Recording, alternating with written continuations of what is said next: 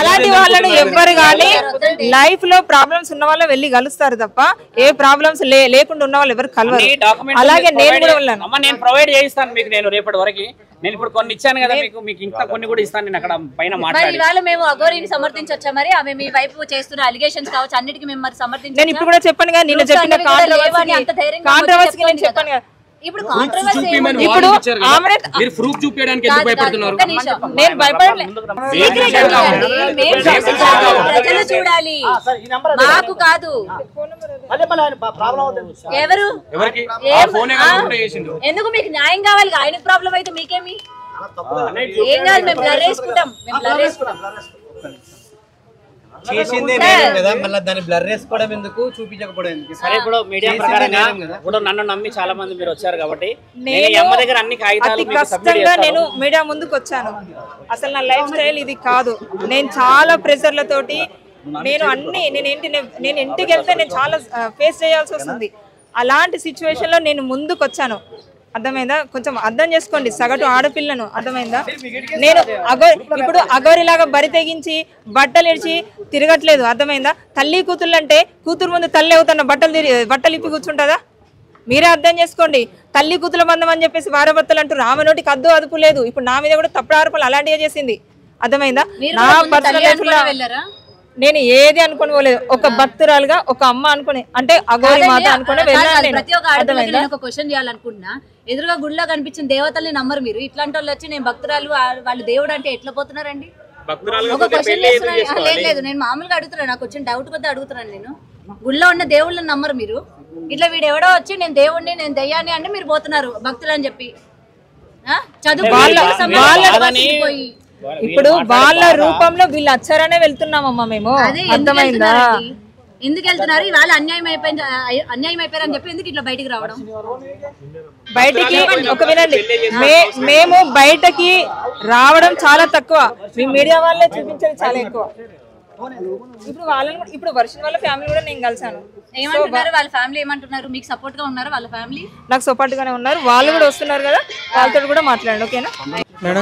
Madam గారిని కలిసి ఇలా అల్లూరి శ్రీనివాస్ మీద కంప్లైంట్ ఇవ్వడం జరిగింది. ఆవిడకి అన్ని ప్రూఫ్స్ ప్రొవైడ్ చేశాము. మా చెల్లి మానసికంగా బాగోని విధంగా మానసిక వైద్యుల నిపుణుల చేత పరీక్షించిన సర్టిఫికేట్ కూడా ప్రవేశపెడతాం జరిగింది. లాయర్ రాజాద్ గారు, స్వామి శివరుద్ర స్వామి ఆధ్వర్యంలోనే ఇదంతా జరిగి మేడం గారు మాకు అంతా సాయం చేస్తానని చెప్పారు.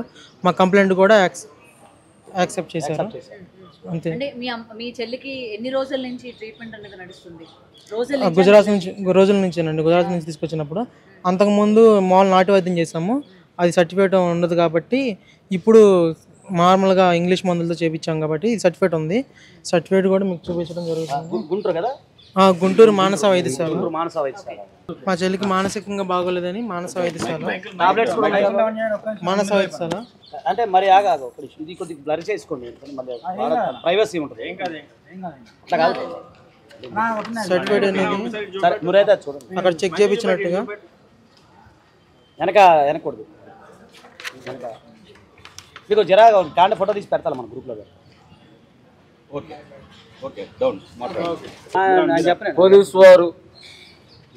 పోలీసు వారిని వాళ్ళ మీద తిరగబడి ఒక జర్నలిస్ట్ని, పత్రికా జర్నలిస్ట్ని కాలు కొట్టి ఇచ్చేస్తే మా అమ్మాయి పీడీసీ కాలేజీలో బీటెక్ చదువుతుంది. బీటెక్ చదువుతూ కాలేజీ నుంచి ఇంటికి వచ్చేసరికి ఇట్లా లేడీ అగోరు అలసలు చేస్తుందని చెప్పి తెలిసి పప్పాని వెళ్ళి చూసేస్తాను సరే అని ఉంది. ఆమె 2 వీలర్ ఉంది. ఆ 2 వీలర్ వేసుకొని వెళ్ళి చూస్తే అక్కడ పోలీసు వారు ఏమన్నారంటే అమ్మాయి ఇంతమంది లేడీస్ ఉన్నారు, ఆమె బట్టలు కూడా తీసి పక్కన పడేసింది, ఎవరైనా ధైర్యవంతులు ఉంటే వెళ్ళి ఆమెకు బట్టలు కట్టండి అని చెప్పి అన్నారు. అయితే నా కుమార్తె మొదటి నుంచి ఒక ధైర్య సాహసాలు పెంచాను. ఆమె కొంతకాలం కరాటే నేర్పించాను. అయితే ఆ ధైర్య సాహసాలు వెళ్ళి ఆమె బట్టలు కట్టినాక ఆ పోలీసులు ఏమన్నారంటే దయచేసి అమ్మ నువ్వు చిన్న పాప అయినా సరే ధైర్యం తెలియవు, కొంచెం అదే చేతులతో మా పోలీసు వ్యాధి ఎక్కిస్తామని చెప్పి పోలీసు వ్యాధి ఎక్కించి మా అమ్మాయిని ఆమెతో కూడా పోలీస్ స్టేషన్ వరకు తోడుకుని వచ్చింది. పోలీసు చెప్పింది మా అమ్మాయి. ఆ టైంలో మా అమ్మాయి దగ్గర నుంచి ఫోన్ నెంబర్ తీసుకుని అప్పటి నుంచి ఫోన్ ట్రాపింగ్లో పెట్టింది మా అమ్మాయి. అయితే ఒకసారి చెన్నై నుంచి వెళ్ళొస్తూ ఆమె వెహికల్ చెడిపోయిందని ఫోన్ చేసి మా పాపకి నా వెహికల్ చెడిపోయింది కానీ నాకు 2 రోజులు ఆశ్రయం ఇవ్వండి నా వెహికల్ బాగా వరకు అని చెప్పి బ్రతిమలాడడం జరిగింది.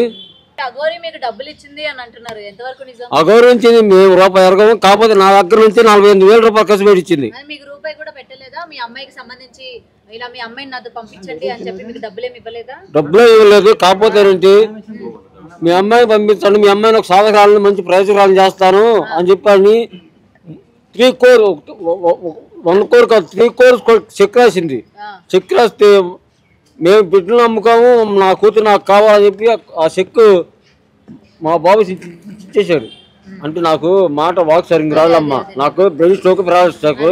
మీరు మాట్లాడండి, ఆయన ఎక్కువ స్ట్రెస్ తీసుకోవడం వద్దు. మీ అందరూ మీ సిస్టర్ మొన్న పారిపోయి వచ్చింది కదా, పారిపోయి వచ్చి ఒక ప్రముఖ ఛానల్ ఉంది. ప్రముఖ ఛానల్ ఉన్నప్పుడు ఇక్కడ మీరు అంటే లాక్ చేయాలని ఎందుకు చూడలేదు? అంటే వెళ్ళడం మీకు ఇష్టం ఉండి లాక్ చేయలేదా? జాబ్ అది ఇచ్చారు కదా. జాబ్ అని ఆ పిల్ల తీసుకుందండి. ఆ పిల్ల చేస్తానని చెప్పని ఒప్పుకుంది. ఆయన కూడా ఇంటర్వ్యూ చేయడం జరిగింది. అప్పుడు మాతో ఉంటానని చెప్పని చాలా మంచిగా చాలా బాగా నటించింది. అసలు మా పిల్ల మా కంట్రోల్లోకి వచ్చేసింది, మారిపోయింది అనిపించినట్టుగా హ్యాపీగా ఫీల్ అయ్యాం ఆ టైంలో. అసలు అంత లూజ్నెస్గా ఆ పిల్ల మారిపోయిందన్న లూజ్నెస్తో కొంచెం వాష్రూమ్లో ఒక్కదాన్ని పంపించడం జరిగింది.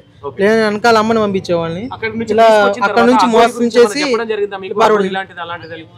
ఏం చెప్పలేదు, ఇంకా దాని గురించి ఎత్తొద్దని కూడా చెప్పింది. మీడియా ముందుకు కూడా రాను, ఏ ఛానల్ దగ్గర తీసుకెళ్లొద్దు, ఇస్తే కనుక తీసుకెళ్లొద్దు, నేను తీసుకెళ్తే మాత్రం అని చెప్పని తలగల కొట్టుకొని మమ్మల్ని బెదిరించడం జరిగింది. అందుకే మేము ఏ మీడియాకి తీసుకెళ్లేదు. ఒక ఛానల్కి ఛానల్కి తెలియాలి కాబట్టి ఆ ఛానల్కి కూడా ఎందుకు ఇచ్చామంటే వాళ్ళు మమ్మల్ని డైరెక్ట్గా ట్రైన్ దిగంగానే మమ్మల్ని పట్టుకున్నారు. వాళ్ళకి ఎలా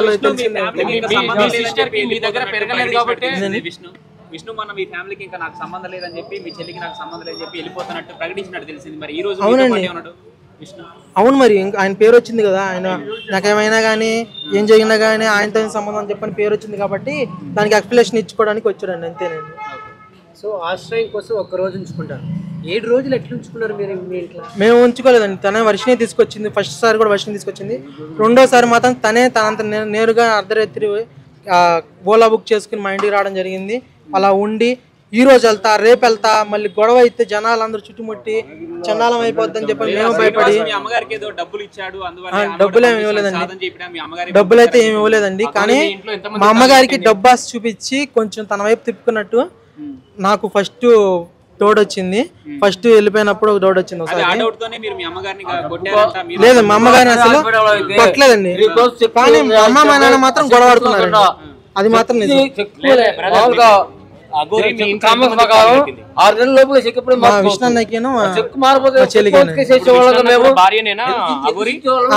అంతే కదండి, అంతే కదండి. అదే విష్ణు కూడా తీసుకెళ్ళమని చెప్పి చెప్తున్నాను. అన్నయ్య అన్నయ్య కట్టమని లేదండి, ఆయనే కట్టింది. అదే కట్టింది, నాకు కూడా కడతానని వచ్చింది. నాకు ఇలాంటి ఇష్టం లేదని చెప్పి పిలిపోయాను. తన బంచ్ ఆఫ్ కవర్లు ఉంటాయి, బంచ్ ఆఫ్ అంటే తెలియదండి ఎంతమంది కట్టిద్దాం మరి కనిపించండి. పుస్తే కదండి గోల్డ్ చైన్ తీసుకొచ్చింది. ఇలా నాకు కట్టలేదండి, ఇలా రౌండ్ గా ఉండేవి మంగళసూత్ర టైప్ లో చిన్న ఎండి తీసుకొచ్చింది. ఏందని ఏం చెప్పానంటేను అవి తీసేసి చైన్ మాత్రం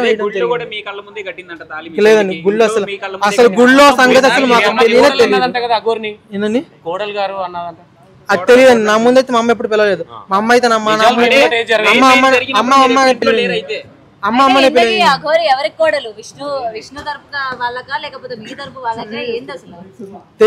ఇప్పుడు రమ్మని చెప్పి తెలుసుకుంటాము. రమ్మని మా ముందుకు వస్తే మంగళగిరి వచ్చిద్దో ఇక్కడ హైదరాబాద్ వచ్చిద్దో ఏడకి వచ్చిద్దో రమ్మనండి తెలుసుకుంటాము. ఈ రోజు ఏంటి మీ అమ్మగారికి ఏదో ఫిట్స్ వచ్చినట్టు తెలిసింది, ఆ పెళ్లి వీడియో చూసి మీ అమ్మగారి ఆరోగ్య పరిస్థితి ఏంటి ప్రెజెంట్?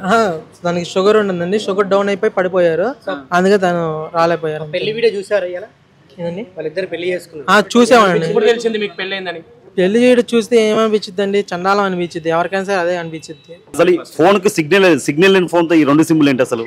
ఇప్పుడు ఆయన గారు తెలివిగా ఉపయోగిస్తున్నాడు. ఆయన ఫోన్ ట్రాపింగ్లో ఉందని కొంతమంది చెప్పారంట.